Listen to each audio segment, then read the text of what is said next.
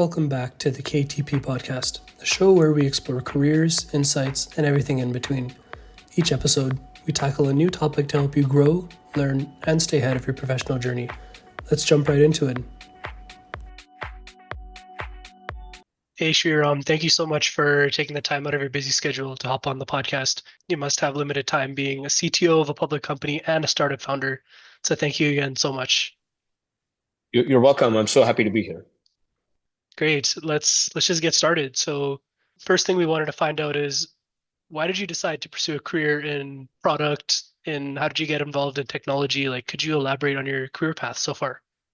Definitely. Honestly, I grew up in a family where education was highly valued, and it just so turned out that I ended up going to engineering school, and it was only later on when I started working that I realized that programming was my passion. I learned to code only in my senior year, and that's kind of when I realized that this is what I wanted to do. And I think the progression from being in software development to product management was, for me, it was a fairly natural transition because I was somebody who was very interested in in the what, more so than the how.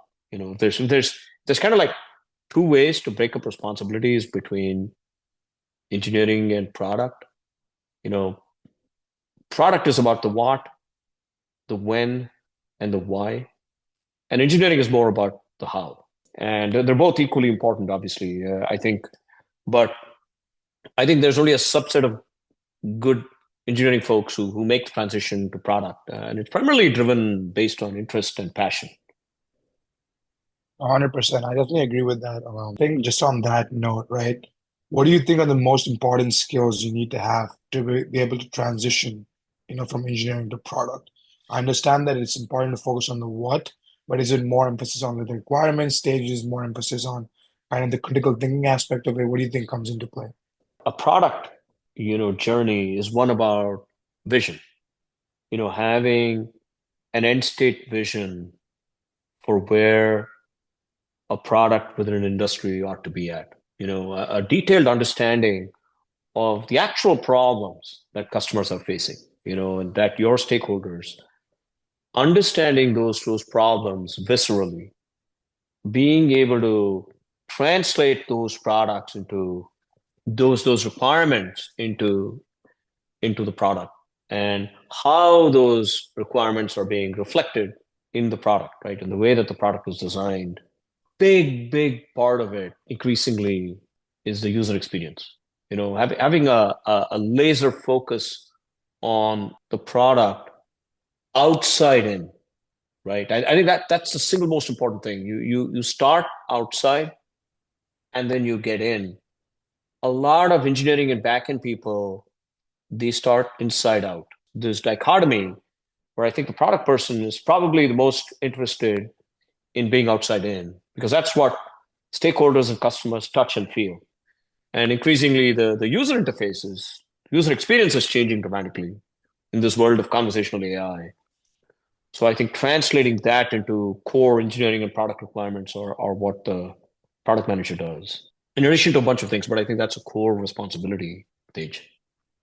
Yeah, you talked a bit about the vision of product manager and engineer, and we're kind of seeing the end state vision of an engineer kind of taking place, with generative AI. A lot of companies are laying off engineers.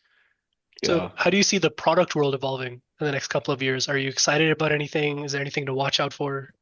Yeah. I think one of the biggest trends that's happening is that software is becoming what I'm calling agentized.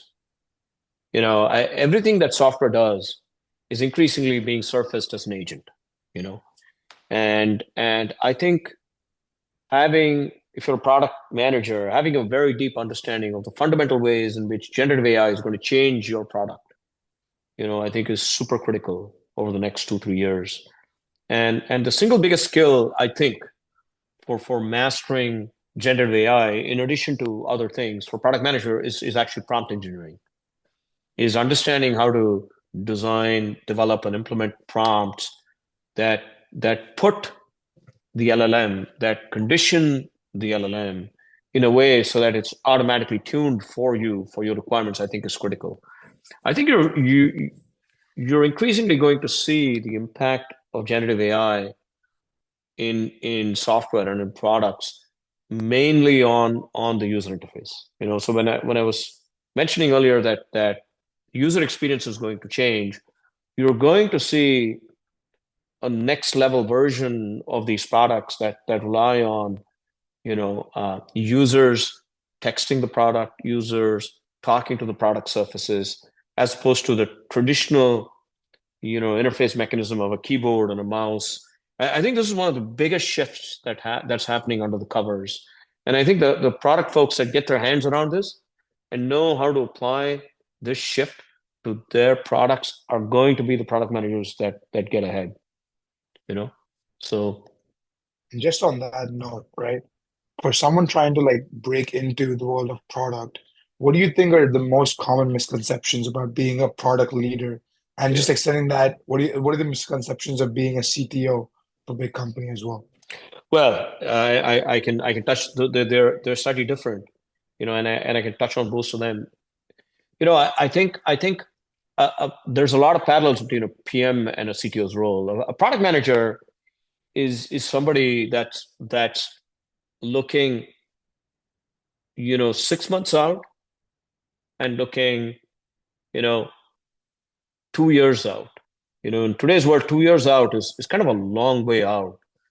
And the most successful product managers are those who put their product on the trajectory that gets them to target state, so that they're the best products out in the field.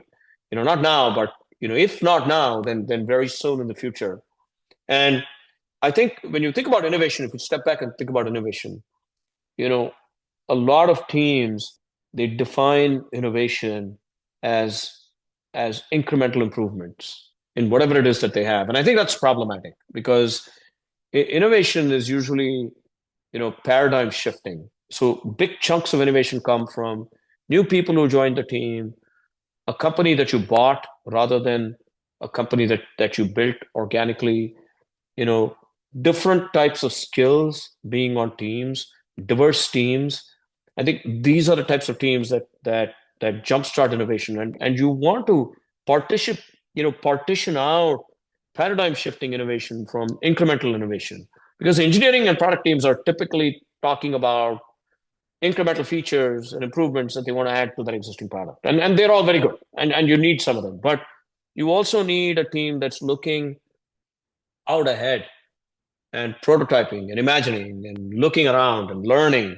And I think a big portion of that is actually common to the PM and to the CTO role, right? In large companies like in ours, you under the CTO, you've got product management teams, you have product marketing teams, you have engineering teams, and then you have DevOps and support teams. So all of these, are standard parts. And then in my case, I have an innovation team, a team that just focuses on innovation. They're not involved in the day-to-day, work of building and shipping products. They sit outside. They work very closely with external stakeholders, with analysts. They're looking at the market constantly. They're working closely with the product management team, because some of the things they may be working on may be relevant to all the products, like a foundational, let's say it's a foundational conversational AI interface or platform that could go on top of all the products, or some of them could be very product specific innovations that they will work with the product managers for those teams to put those innovations into their product. So that's a little bit about the CTO role. The CTO role is a forward-looking role where, while you have to worry about day-to-day execution, you are looking at the future and you're positioning the technology company to be ready for the future, to be future-proof, to make the types of investments that you need in technology so that you don't fall behind. Absolutely. Those are some great insights about the CTO role. And it just sounds like there's a lot of moving parts, like you said, from having PMs under your team to engineering and different various support functions. So what are some of the biggest challenges you faced as a CTO, and how did you get around them? I think when you take on, if you're in a startup, it's different because a CTO, is still starting out and you're in early days and you're in a kind of a greenfield environment, and it's a great environment because you can make progress much faster. When you take on a CTO role of a large company, there's sometimes a culture change you need to make. You need to change culture at scale, and that's probably the hardest thing to do because humans, by definition, they're not programmed to accept change. And we're talking about a target state where you're not just dealing with change, accepting change, but you're embracing change. Because literally, the most important thing, in our business, in the product and technology world, literally the one thing that's constant is change. It's everywhere. It's all around us. Either you evolve, and not just yourself personally, but all the teams around you, you have them evolve, or they go extinct. It's literally that simple. Now you can argue about how long it takes before they go extinct, but it's going to happen. You're just arguing about when and how bad, this extinction is going to be. But it's important to stay on top of things. And this culture of lifelong learning is fundamental to being successful in this business. Whether you're in product or whether you're in technology, you or in development or engineering. I mean, you have to embrace change. And that means constantly reading, learning, and evolving. And I think it's one of the critical factors to long-term success in this field. 100%. And coming from a family that highly valued education, as you previously mentioned, if you had to go through your professional journey from scratch, is there something that you would pick differently, either in terms of your career, maybe education choice, maybe the location you worked at? This is a superb question, and I would say that I just got lucky. I fell into a profession that I ended up becoming passionate about and became a champion for. In a lot of Asian cultures, I think you're pigeonholed into something. And I think the most important lesson for me is to let your kids be what they want to be, to give them the ability to pursue their passions. But to do that, they have to discover their passions, and that takes time. It may not happen in 18 years. It's very important to explore what your passions are.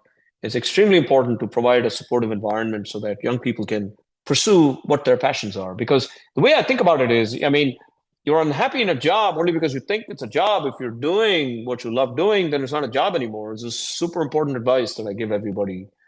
And so it's important to, I think, find as early as possible, what it is that gets you excited. So you don't think about your job like work. And I think it's a great state of mind to be. And I think every young person should be given the freedom and opportunity to pursue their passions. So I don't have control over what I could or couldn't change in the past. What's happened has happened, but I just got lucky. And I don't think that should be the model going forward. I think increasingly, young people, at least in Canada and in the United States, I mean, they have the freedom to pursue their passions. And I think it's the most important thing we can do is to create a culture and an environment that allows our young people to do that. Yeah, that's an excellent piece of advice, for any parents or future parents that would listen in. I think it's definitely very important to call that up. Yeah.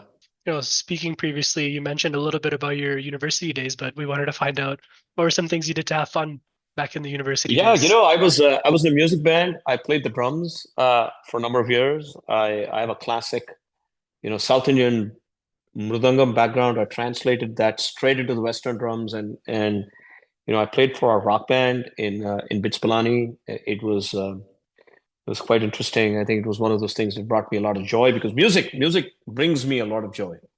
And being able to create some of it or being involved in the delivery of music is something I'll never forget. Music was one of my passions. I like being outdoors a lot, as you know, and every chance I get, I did that as well when I was growing up in India. I think we're just about to wrap this up. Just one last question from our side, but one piece of advice you'd give to your 18-year-old self starting out, what do you think that would be? Oh, that's easy. It's pursue your passion. It's the one thing that I think if I could leave as a takeaway is to explore, discover, find your passions, and be provided the opportunity to pursue them. I think it's the best advice I can get because Because the broader piece of advice I give everybody is happiness comes from within. You get to determine, how to be happy and what that means for you. But a big part of it is driven by you doing what you enjoy doing. So that's why it comes back to, being able to pursue your passions. That's the one thing that's the one piece of advice I would give everybody every single time. That's just absolutely Yeah. great. Thank you so much, Sriram, Anytime, for guys. tuning in. It's great. We It's we great to really chat with you enjoyed. guys. You had a lot of great Absolutely. insights. Hopefully, to anyone listening, this episode comes in handy. Thank you again. 100%. That's it. 100%. All right, guys. Okay. And that's it for today. Thank you for listening to our episode, and we'll catch you at the next one.